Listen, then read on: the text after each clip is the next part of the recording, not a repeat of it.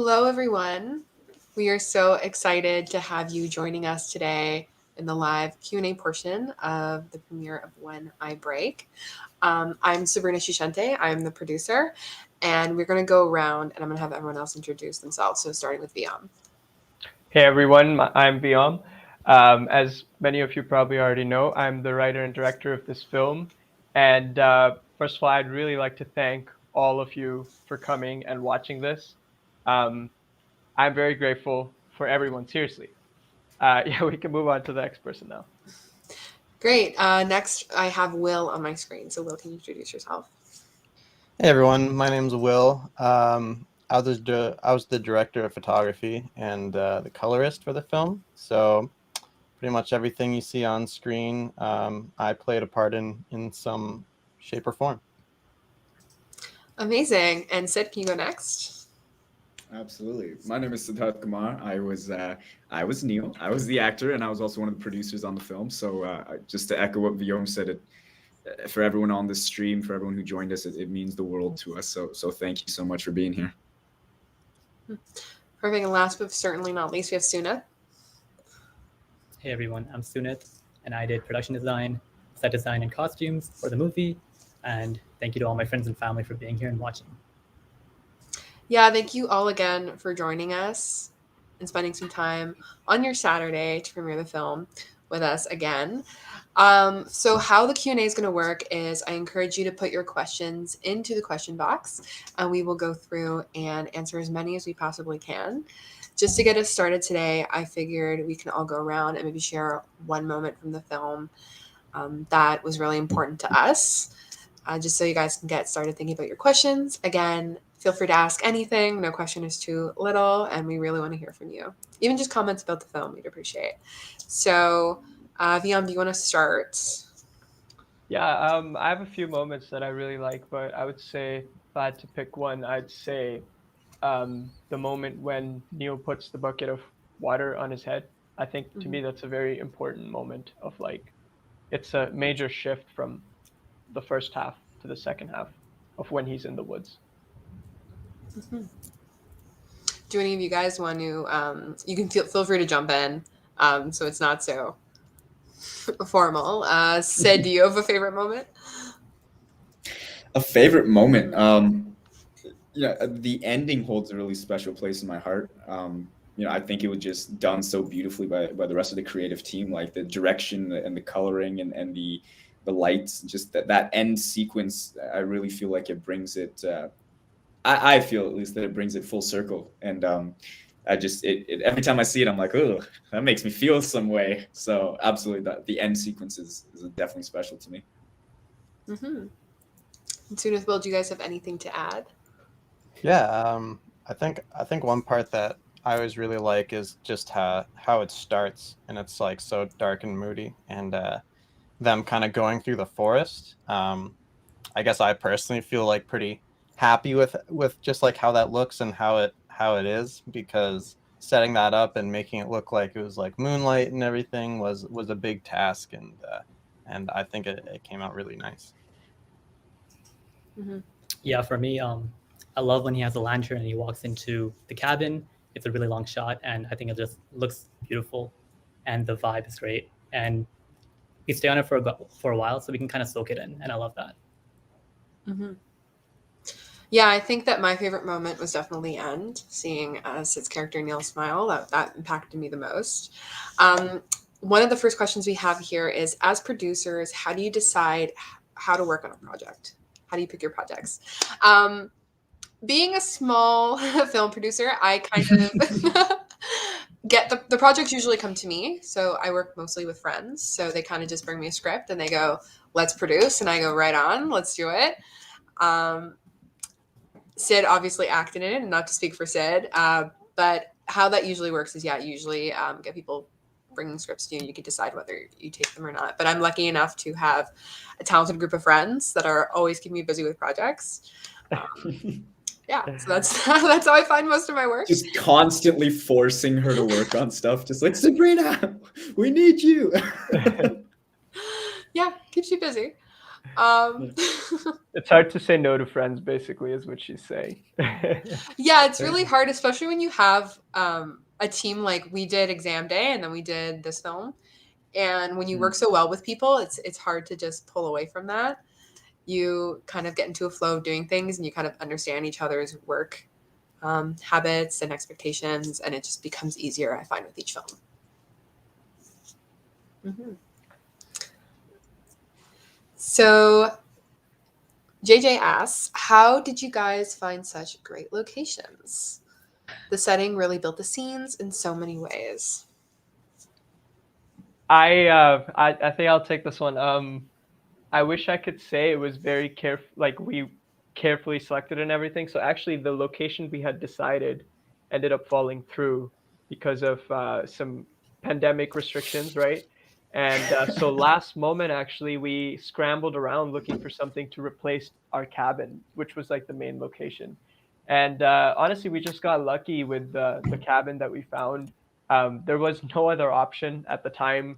I believe it was like I think Sabrina and Sid could probably clarify, but I think it was only like a couple of like weeks from filming when we booked this cabin last Yeah, minute when very, our very last cabin minute. got Yeah. canceled.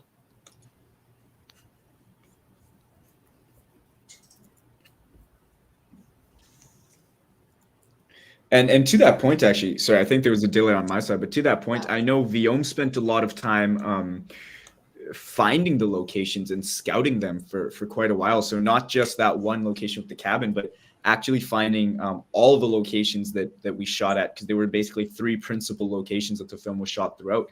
I remember for a long time, Viome would just grab the car and go and try and go find these locations, and it was the difficulty was compounded by the fact that, unfortunately, COVID was rampant as the film was in development. But credit to Viome and Sabrina there, and just really finding the right locations and not settling until we found something that resonated with us for the script. I thought that was just such a labor of love to do that. Mm-hmm. Yeah, the setting will really make and break, especially because the cabin scenes were so vital to the story. When you talk about like dialogue, there was really only dialogue in the beginning and the end. Most of the film is just Sid acting. So the environment in itself, I feel anyways, was a character because it had to tell so much of the story for you, in addition to Sid's actions and the motifs and all that stuff. So David asks, I love the music. We love the music too. What was the Yeah. process of curating it? So we actually had a composer that Vion worked really closely with. So I don't know if you want to take that question. Yeah, so we had a very, very talented composer, and I'm sure very up and coming, David Mikado. And we worked very closely together, as close as you can during a pandemic.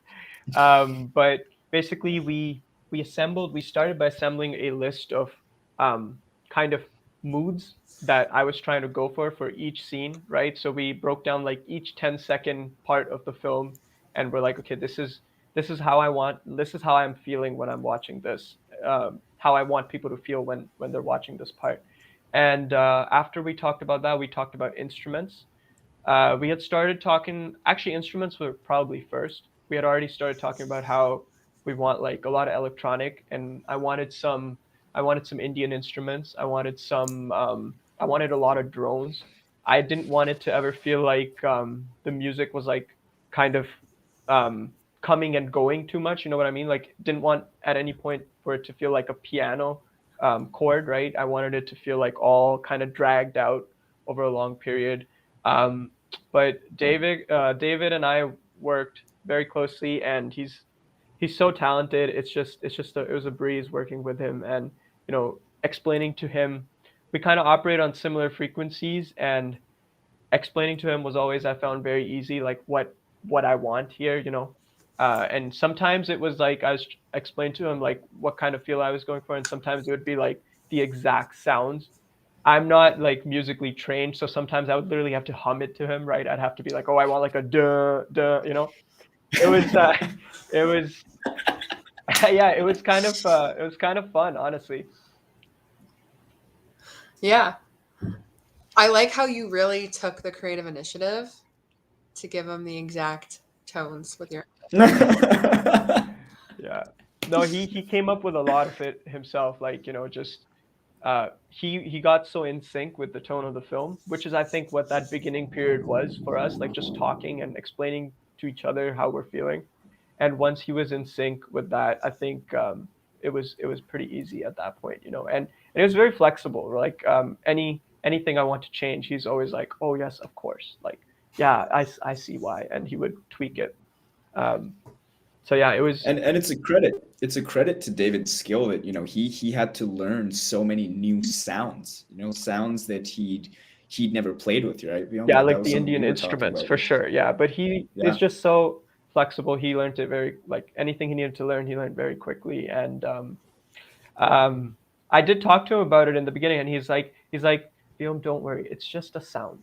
You know, I was like, I completely agree. You know, let's go. It's just a sound. Whether it's any instrument, it's just it's just sounds.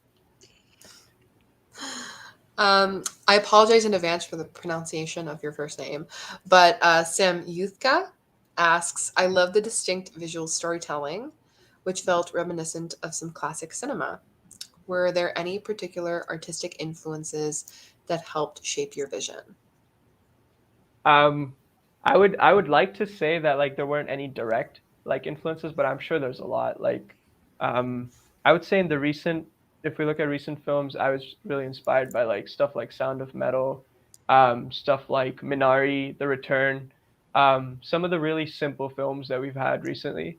And I would say if we go like long back into really the artists that I find to be really inspired by, I would have to mention like Andrei Tarkovsky, Bergman, Kurosawa. I would say, yeah, I'm sure they've shaped my vision a lot, but I don't know if there was any direct connection to this film. Mm-hmm. Yeah, I know when we were going through the script, you were mentioning a lot of influences, the shots that you were choosing. Um, we had another question about how did the team find each other to put the project together. So we kind of worked in the past, but there's a few interesting stories, like how Viam found Will was really interesting. Yeah. Yeah, Will, you so I want don't to know if tell you them want that to. one? Sure. Yeah. Yeah, I mean a lot of the people that were kind of like on the crew, they were all like in engineering. And I met Viom just kind of randomly in an English course at UW. I'm not in engineering at all. I was in arts, and I was on my computer during class, and I was looking at some lights on B&H, and Viom was like, "Hey, are you like into film? Are you like a cinematographer?" And I'm like, "Yeah, yeah, pretty much." And he's just like, "Oh, cool, nice." And we talked. We had like a very brief conversation, and he was like, "I make films. You know, we're thinking of making a film sometime soon. Maybe I'll reach out to you." And I was like, "Yeah, cool, go for it." And then yeah, and then he kind of reached out to me later, and we spent weeks on all the storyboarding, and then I ended up meeting everybody. I literally met like Sid and Sunith and Sabrina when we were shooting, so I didn't know them at all, really. Well, funny story. First day, first time me and Will ever met. Do you remember the first shots that we did together, Will? Oh yeah. The Yeah, the first shots me and Will did together were the shower sequence, and so it was like, oh hey, nice to meet you. I'm Siddharth. Let me take my shirt off, and for Will to get the shots, he was in the water, so his shirt came off, and we were just like, wow, this is a very intimate way to meet someone immediately after saying hello. Escalates the relationship. Yeah, Yeah. absolutely. A lot of trust was developed immediately within the first 2 hours. Yeah. A question I actually have for Sunith, because this was your first time like having such a major role in a film. What was it like? Like, how did you step into that role? Was it something that you wanted to do, or was it more asking you? Mhm. Well, I've always been interested in movies and film and art in general. So I guess the chance to work on a film project from the beginning to the end, that's something that really resonated with me. And I do consider myself an artist in some ways, and I think it was very nice to see the film in the entire process, because to me it's very inspiring to see it go from writing to production to post production, and now we're showing it to our friends and family. It was really important for me to see that through. Um, and yeah, I guess that inspires me in my own artistic story. Mm-hmm. Going back to the influences that created the film, we're getting a lot of questions on the specifics that helped us create scenes, and I think specifically the questions are relating to the cinematography. So, Viam and Will, can you guys go over how you plan the shots? What was your creative influence when you were going into it? I remember we looked at a lot of like I think we did look at some influences in terms of like visuals, right? I think we had like a folder of like visual inspiration, but I think a lot of it was like kind of um, the process for us was a lot of it. We did storyboard, but it was also a lot of kind of figuring out what looks good on the spot. I would say a lot of times it was very gut feeling. Yeah, I would yeah, we wanted to make a storyboard just so that when we were filming and let's say it was a stressful day or it was like a tight time to finish that day, we had that as a something that we knew would work. But ultimately a lot of yeah, I think a lot of the shots came out of less of kind of trying to recreate or being inspired by other things and more so just trying to encapsulate the feel that we wanted. So it's like if we wanted it to feel very lonely or isolating, we would make it a little bit wider, etc. And a big thing for us, and maybe not a lot of people even notice this, but we actually purposely made it so that all the shots in the forest were completely on tripod, except for like the very first intro one. And then whereas in all the other scenes where he's not in the forest, they're on a Steadicam. So it kind of makes it so that's a bit more like almost stable and serene. Yeah, there's a lot of thought that went into kind of creating the right lighting and the right framing for each thing. 100%. I think also the locations a lot of the times kind of informed our decisions. You know It what kind I of did mean? the work for us. Yeah, the location was so beautiful that we were just trying to capture the most of it most of the time. But yeah, there was a lot of thought that went in, like little things like that that I think slowly I'm forgetting over time now. Of like, Yeah. trying to keep like going for the handheld look in the begin, more stable steady cam look in the beginning, and then more stable still look in the woods. Um, and I think we talked a lot about like, some of the lighting like challenges that we're gonna face. We even did Oh a yeah. lot of camera tests, like, to figure out the exact like compression to shoot it in and things like Yeah. that. Yeah, well, the other thing too is and something that I really pushed on was the lenses that we used. So I really wanted to use kind of like strictly vintage lenses, um, and ended up kind of curating a like little kit of lenses that were all vintage, just so that just because we didn't want it to be too like clean or too digital looking. And a lot of those vintage lenses, they have quirk, they have like character that we wanted to kind of showcase because we felt like it was a bit of a grittier, kind of moodier film. And again, we could have shot it on like Sigmas or something a little bit more pristine, but we just kind of wanted to go back a little bit and get some of the classic lenses for it. Yeah, there was a lot of planning from what you guys are telling me into all the choices. Sunith, when you were designing some of the set deck, especially for the house scene, what was your mentality going into it? How did you want to reflect the story with the environment that the characters were in? Hmm. Mm-hmm. I think my philosophy, I guess going in was trying to use the use the characters to inform the set design decision I was making. Um, I think the audience, when they kind of see the house and when they see the props that are in the house and what Amanda's holding, they can kind of get an idea of the type of character that Amanda is through the props that are there. Um, that might happen consciously or subconsciously. And I think I try to have the mentality with every decision I made. For example, with all of Neel's clothing and all of Neel's possessions, I try to talk to Sid and try to understand Neel as a character before I kind of like make a decision about the production. So maybe the audience can understand Sid a little bit better, or Neel a little bit better through the production. I remember one of the things that I really appreciated that you did that unfortunately didn't come through as strong in the film is that Sunith actually took the initiative to get like baby pictures from the actors and like put them in. There was like that cabinet in the house. I was like, these people live here. I believe this. Like I walked in halfway through their filming and I was like, oh my God, like they completely changed the space. And the amount of effort that went into that location was like insane. Mm-hmm.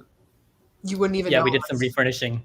We did some refurnishing in there, Yeah. which is really fun. And I think it really added to the look. It was kind of empty when we got there, honestly. So I see a lot of questions here, and I want to make it through like majority of them. I think let's try to keep it a little more brief and like try to get through more of them.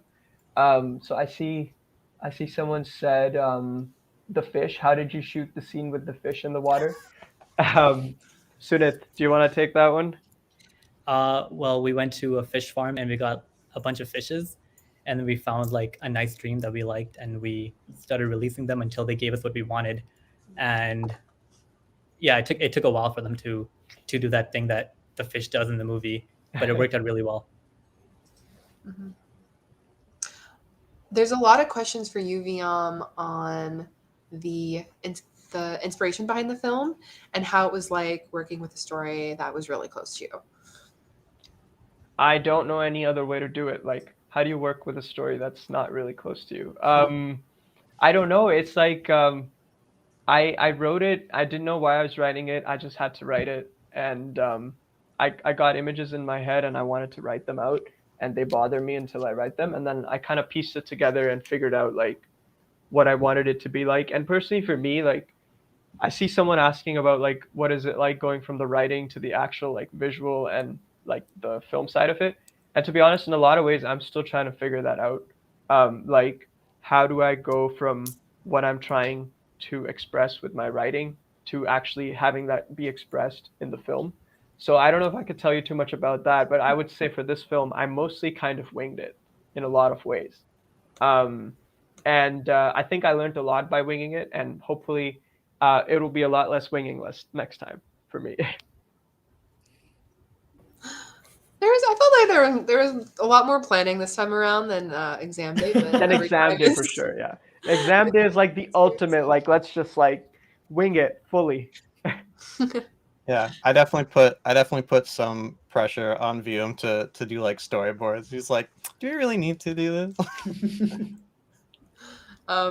Yeah, there was another question on advice for aspiring filmmakers, and I feel like that was a great piece of advice. Is that I think planning is the most important. There was another question on how did Viam educate himself on how to do the film. Viam, I know you could touch on that yourself, but I think as like from a production standpoint, I think anyone can make films. You don't need an education to make films. Really, a lot of it was just like doing your own research, connecting with people who, even if they didn't have the experience, had the passion for the story and were willing to put in the work to figure it out, and just having the time and effort to dedicate yourself to a project because it is a lot of work. I don't know if you guys have any other pieces of advice for filmmaking. I would say the biggest piece of advice for me for someone starting would be like, just get started. Like that's the biggest thing. Just get started, and be like, learn to slowly respect your vision. And like as you respect your vision, like you get everything else in place because you respect it. You learn everything you need to learn. You get the team that you need, and like you make the decisions that you make if you respect your vision. Yeah, you need to have a vision for sure. That's the first step. I'm seeing a lot of inspirations. A lot of people want to know if this is based off of something that you experienced in your life. Yeah. I don't know. Like when I'm writing it, I don't know if it's like when I'm writing it, I'm just writing it because I want to write it. But now when I look back on the writing, I'm like, oh, during that time, I was maybe kind of thinking about these things like I want to just go away, fly to a completely random country or something like that, and kind of just like change my surrounding. You know what I mean? It's a lot of like I had a lot of like um I wasn't sure like if I wanted to like be in engineering school and continue like studying engineering and stuff. So a lot of it for me was like, I probably had stuff going on in my head that was like I just want to leave everything and just go. And I kind of channeled that into this, I would say, story. Mm-hmm. And we are getting close to 10. So I have one more question because I see there's a couple questions asking Sid, what was it like preparing for the character and how was it emotionally? And also the switch from theater to film. So you got a couple things Okay. to talk about there. Yeah, I'll knock them down in reverse. Theater to film.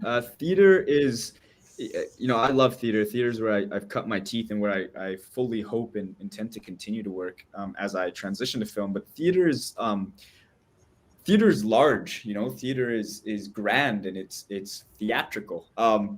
But with film, it's a very interesting transition because you have to learn to trust that the things you're doing are going to convey themselves through the camera, even if you're not making a big thing. So in theater, when you're sad, obviously, you don't go, oh, I'm sad, but you give it that language so that the people far away can see.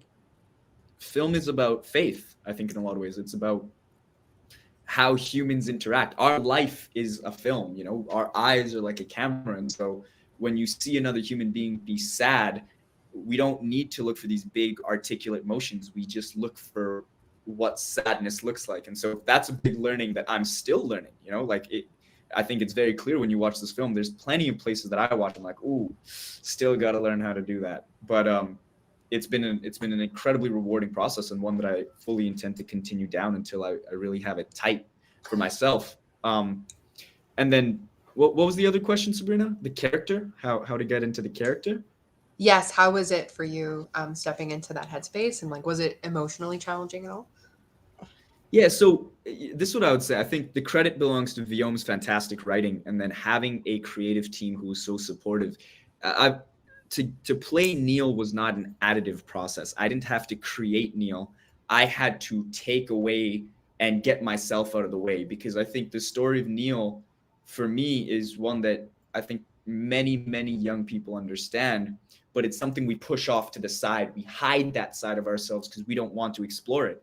And so to create Neel or to become Neel or to act as Neel, whatever you want to call it, it was me getting out of my own way and me giving myself permission to explore those emotions and that darkness that exists within him. And so, it wasn't about making choices and trying to create this image. While, of course, there was a performative part to that, it was very much accepting that it's okay to feel the things that I was feeling and to explore those emotions. And again, credit to Viom's fantastic writing and the creative team that gave me the support and space I needed to try and make my humble attempt at showcasing that to the best of my abilities. Does that answer everything? Did I get all the questions? Yes, you did a great job. I also quickly, Viom's answering some of the questions in the chat. So just doing a quick read through. So yeah, if your question wasn't answered, be patient. I'm sure we'll get to it eventually. Also, there was a quick wrap up before we go. How did we fund the film? We did have a fundraiser. You can apply to film grants, but we just didn't go that route. We did a lot of personal funding and the fundraiser, which a lot of you contributed to. So thank you. I think a really good question too is what are plans for the film after this? Mm-hmm. So we went with the strategy of like let's be everywhere all at once, and we wanted to. Our first priority was not festivals. Our first priority was to get it in front of as many people as possible, mainly, especially in front of our friends, our family, and everybody that they would like to invite. So for us, next steps would be we're gonna start looking at some festivals for sure. But we're only gonna look at festivals that are okay with us having already kind of gone public and local. So yeah, I would say that's kind of our next step. And maybe there's a question nested in there, Viom, that maybe you should touch on, which is what's the plan past that? What's the plan after When I Break? What's in store for the great Viom Malhotra, bro? I don't plan to quit anytime soon. Like, I want to keep making films, um, and I want to eventually make feature films, and I just want to do whatever it takes in order to be able to do that. If that means that I have to, hold another like full-time job while I do it, I'll do that. If that means if I get the chance to fully be able to do it, then I'll do that. Whatever it takes to keep making them. Um, I just want to make, and that's about it. And that, ladies and gentlemen, is called passion.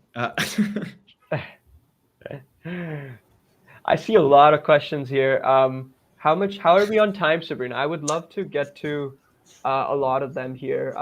Yeah, we're 2 past 10. We can do it if you guys are Can we go till comfortable. 10:15?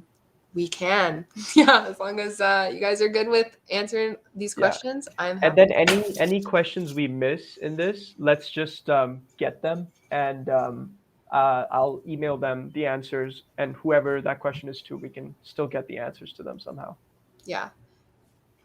I think if you guys have any more questions, we also have an Instagram page if you're not following us, it's at When I Break Film.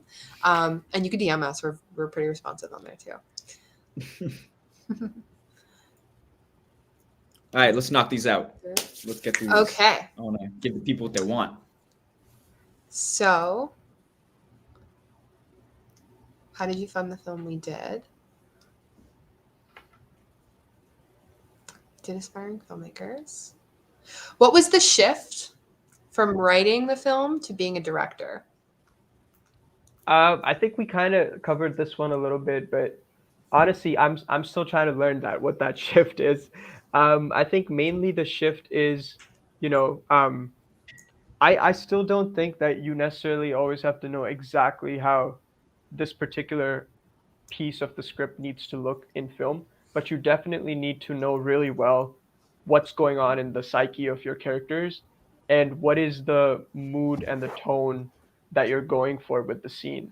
Um, I think the exact kind of manifestation of that, like the exact like where the camera should be and like how the character should move, kind of can come as you go and as you wing it a little bit, but it also all depends on kind of like what level you're working at, right? Like I would love personally the opportunity to be able to show up to a set a day before we shoot and just spend the day like moving the camera around, testing it and find out how we want to move it, and also just testing the choreography with the actors, and then shoot the next day when we all know where we're moving, how we want to move. But it's a learning curve, honestly. Like going from writing to directing is a pretty big learning curve, which I don't think there's any good template answer for this. I think you just kind of have to go at it. Mm-hmm.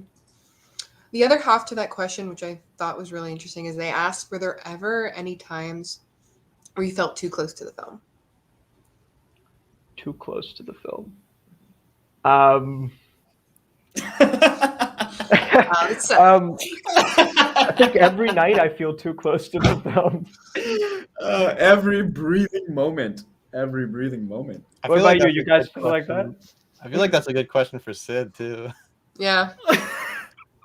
No, absolutely. I mean, so I had the good fortune working on this film in two capacities. One, as Viom's my brother. I love him. I look up to Viom as an artist, as an individual. Viom, and give me a second here to just brag about Viom. There is no one else who I respect and love and look up to as much as Viom, for the single reason that when he chooses to do a project, he's all in a way that I know very few people to be. He will dedicate his life to something. And as an artist, getting to be on someone's team like that is everything you could hope for and so much more, right? So when you ask the question, are you too close to the film? Yeah, Of course I'm too close to film. Every minute for the past 2 years of my life that I haven't been spending trying to pass an exam or do well at my engineering job, I've been thinking about this. And the amount I've been thinking about this is a fraction of the amount Viom has been thinking about this, you know? And in terms of the character, you know, it's almost tough to say because I know that the character of Neel fundamentally changed me in like deep ways that I can't quite articulate. But after playing this character, I was a different young man, you know? Like I didn't come out the other side of it the same guy who went in. And it's been, you know, however many months, 6 months since we finished shooting, and I still can't tell you what that means or why it is. But he stayed with me. He stayed with me. The sensibilities, the feelings stayed with me. But are we too close to the film? I mean, I don't know. I guess even Will, Sunith, what do you guys think? Are you too close to the film? What's it been like for you guys after finishing it? I was too close to the bugs, that's for sure.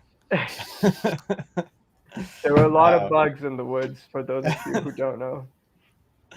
But I would say that I was kind of, my proximity to it was a lot less than obviously Sid and Viom, because I wasn't doing the writing nor the acting. So a big thing for me was just trying to convey emotionality through lighting, and so it was almost like more technical, I guess. And so a lot of times my mindset was kind of like a fixing problem type thing rather than like getting into a character. So I was kind of like, okay, how do we make it look like this? How do we do this? How, like that and that and that. And so, and even when I watch it, it's hard, you know, because it's almost like I wish I could get a little bit closer to it, because a lot of it is kind of just like focusing so much on the way it looks. So yeah, it's a bit of a blessing and a curse. I think it's great to be close to the film. I think it brings the best out of you. Yeah. I would say I felt the closest when we were staying at the cabin for the week. Too close. That's when I was like, this is too close. You felt too close to the film, or you felt too close to us?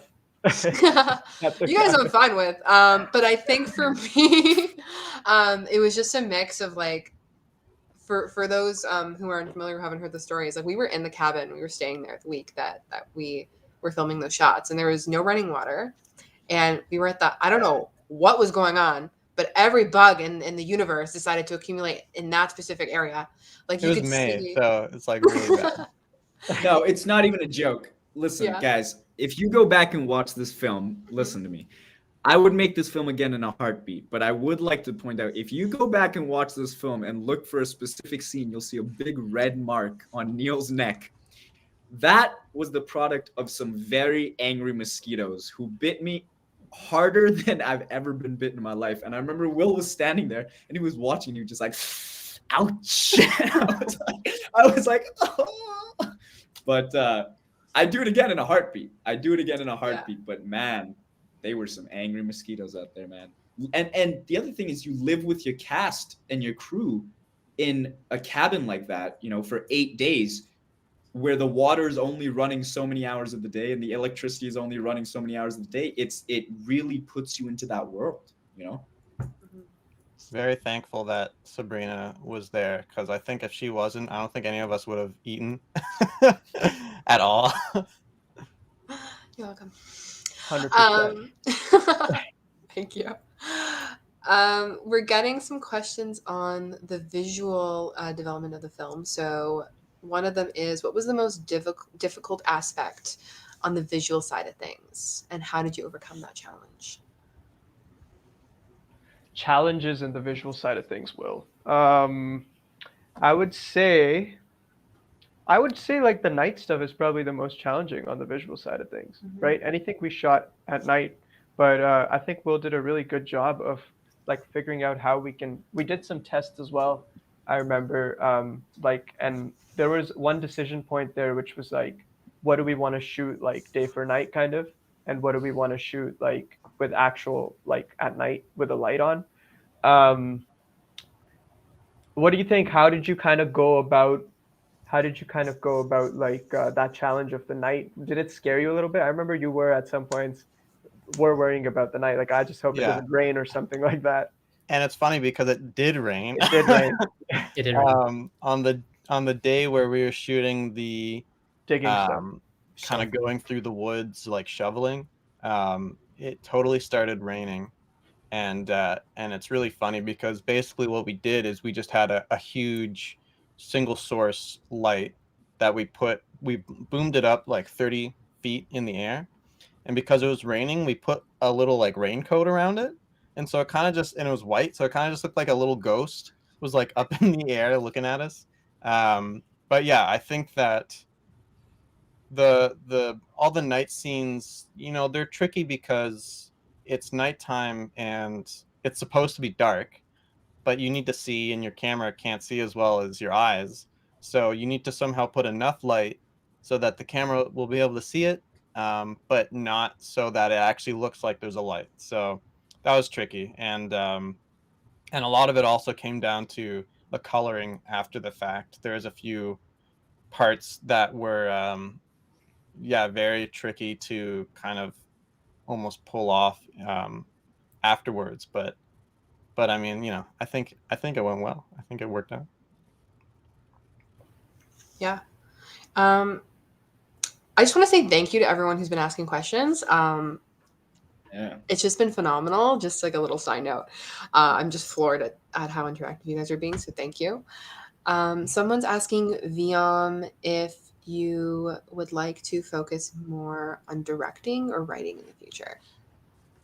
I don't think I can separate the two. I really don't.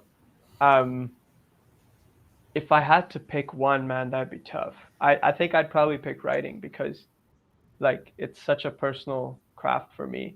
Um, Even if I were to direct a script that somebody else wrote, I'd have to write my own revision of it at least before. I just don't know how to like disconnect the two. Mm-hmm. Yeah. So I'm just going through some of these.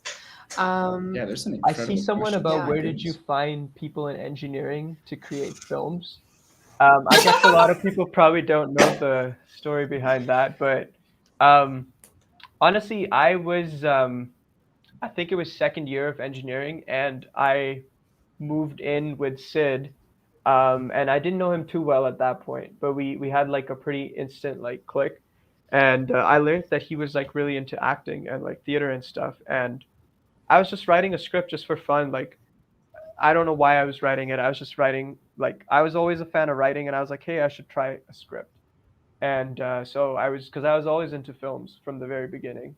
So I wrote a script, and Sid's like, "Hey, we should do this," and I was like, "Yeah, you know what? Like, I know someone, I know Sabrina, and she went to like school for media studies, and like she could help us." And we kind of just were like, we grabbed like this like little Canon T3i, like literally the cheapest DSLR you can buy, and like we just like went around campus, just like literally just like shot the script basically, however we Yeah, could between on weekends, like between exams and stuff. yeah.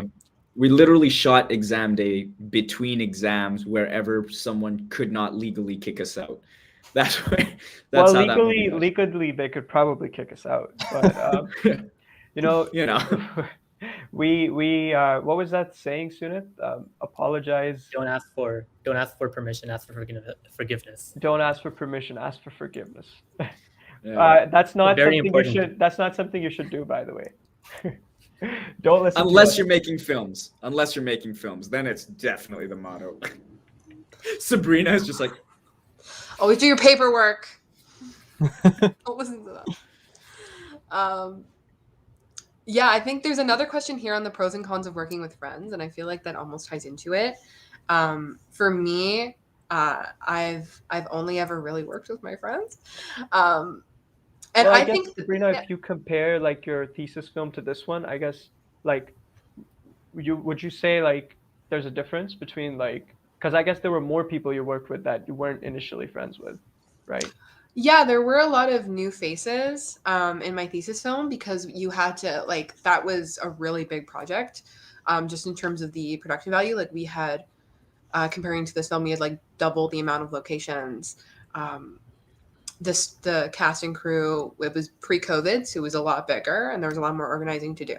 And I found that the pro is that you really know the person, so you understand what they're capable of. And because our team was so small and a lot of it was based on creative and then kind of learning the technical stuff along the way, it helps because you can kind of understand when somebody's reaching their limit. You can understand how to pull things from your past to help make learning things easier. I think the con, obviously, when you are getting so close, like living together in that situation, I don't think we had any conflict. It was very conflict free. But I think it's really emotionally taxing. And I think that speaks to like the greater art of like just making films, like small films, low budget, in a short period of time, is that it's very emotionally taxing because you're constantly thinking about it. You're constantly putting out like metaphorical fires. But again, like the pro is that when you have friends working with you, you're not afraid to voice those concerns. I found it a lot easier when I was having an issue to reach out. Whereas when I'm in like a more professional setting, it's often hard because you're trying to, figure out things on your own. But I find that when you are working with people you're close with, it's a lot easier to collaborate. I see some people here asking about will we be able to watch this on YouTube later? And yes, everybody will be getting a link to watch this on YouTube. I know there was some misunderstanding. We said that you'd be able to watch in 4K, but due to some technical difficulties, we weren't able to do 4K. But now when we send you the link on YouTube, you'll be able to see it in even higher definition and like in all its beauty and quality. Very So yes, you will all be getting a link so that you can watch whenever and show it to whoever. And I see someone here is asking about the significance of Diego asking Neel what type of trees were at the cabin.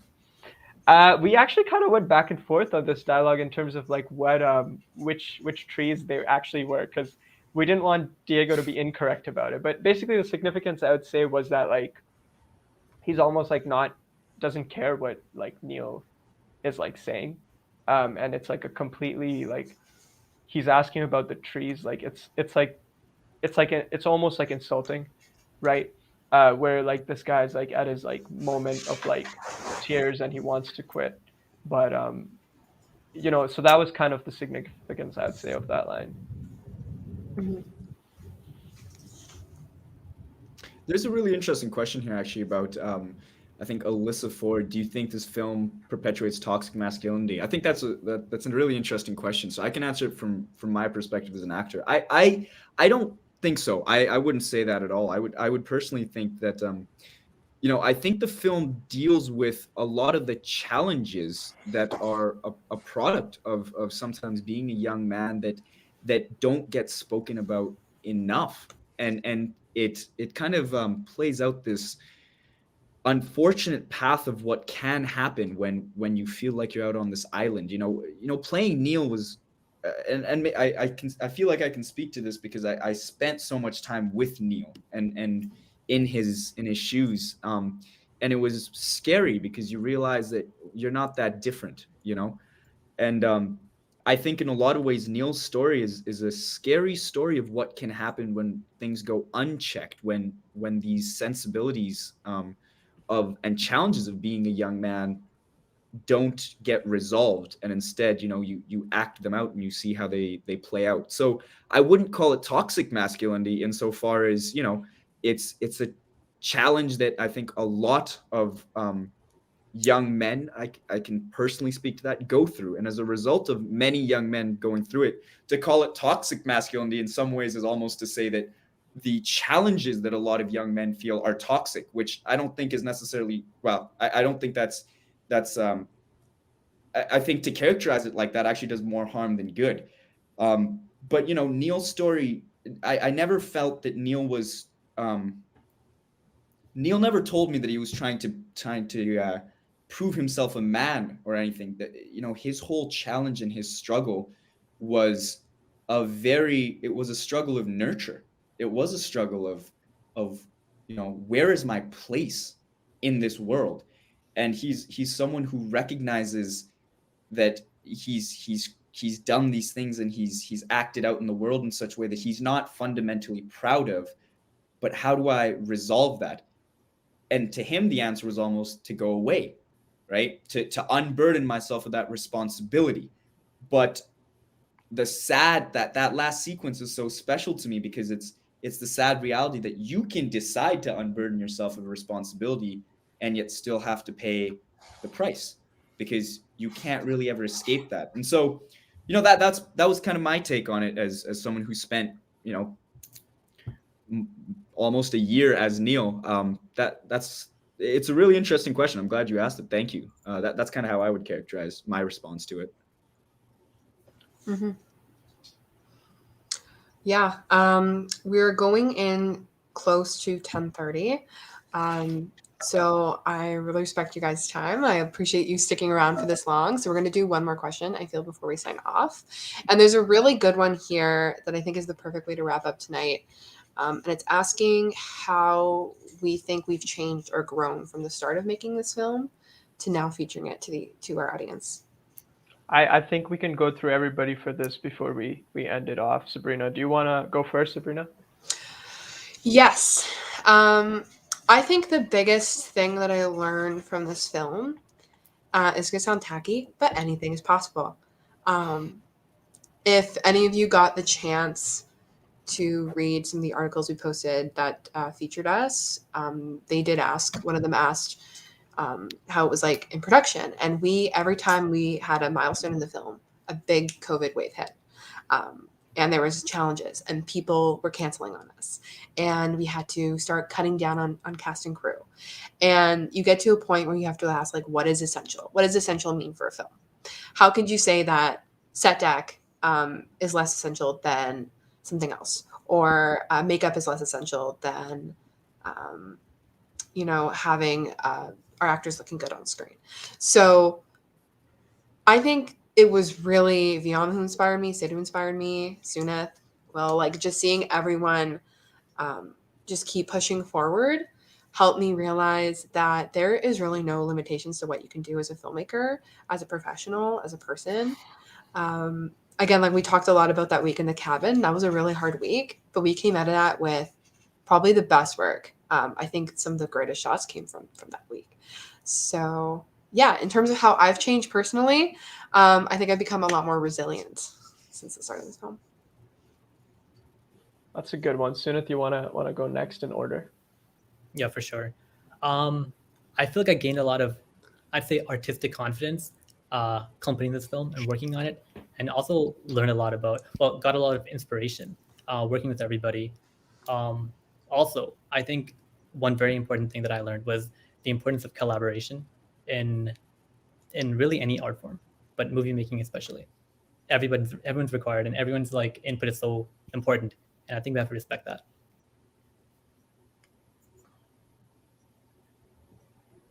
You want to go next, Will? Oh, is it me?